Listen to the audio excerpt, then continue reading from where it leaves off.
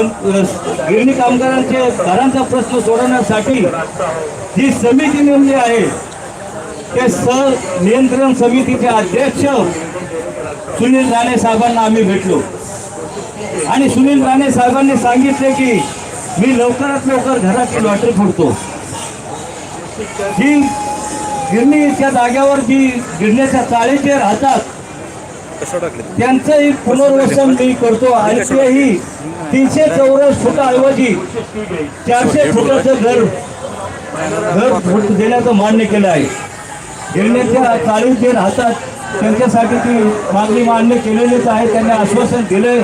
त्याचप्रमाणे मुंबईमधील जी महानगरपालिकेच्या हद्दीमध्ये जी MMRDची घरं आहेत ती MMRDची घरं ही पण मुंबई महानगरपालिकेच्या हद्दीत असेल तरीही 50% घरं गिरणी कामगारांना दिले जातील।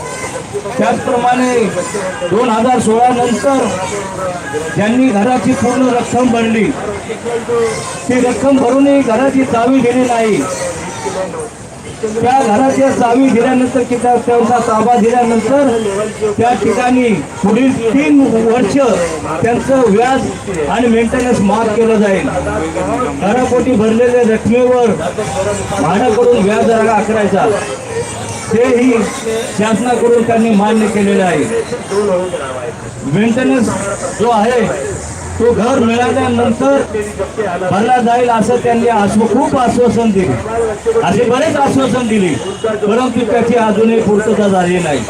आणि 21 ऑगस्ट 2023 रोजी अतिथीगृहावर सह्याद्री अतिथीगृहावर मुख्यमंत्र्यांबरोबर आमची बैठक झाली आणि त्या बैठकीमध्ये तेजस कुमार असतील, विठ्ठल चव्हाण असतील, मदतकर आहे, गाडसाहेब आहे, प्रवीण निरोलकर, वैशाली गिरकर असे बरेच आम्ही त्या ठिकाणी होतो आणि त्या ठिकाणी आम्ही मागणी केले की ही लॉटरी फुटणार आहे ती लवकरात लवकर सोडा।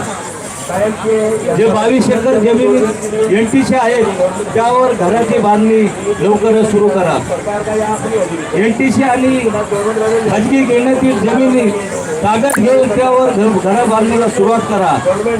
त्याचप्रमाणे हे बोरवली येथील खटाव आणि शेंचूर येथील प्रभादेवी मिलमधील जागा कायदेशीर ताब्यात घ्या आणि त्या ठिकाणी सुद्धा घर बांधा, अशा बऱ्याच मागण्या आम्ही मान्य केल्या आणि मागण्या केल्या त्यावर मुख्यमंत्र्यांनी सविस्तर खात्यातील अधिकाऱ्यांना आदेश दिले की ह्या ज्या काय मागण्या आहेत ते लवकरात लवकर मान्य करा आणि त्या मागण्याची पूर्तता करा।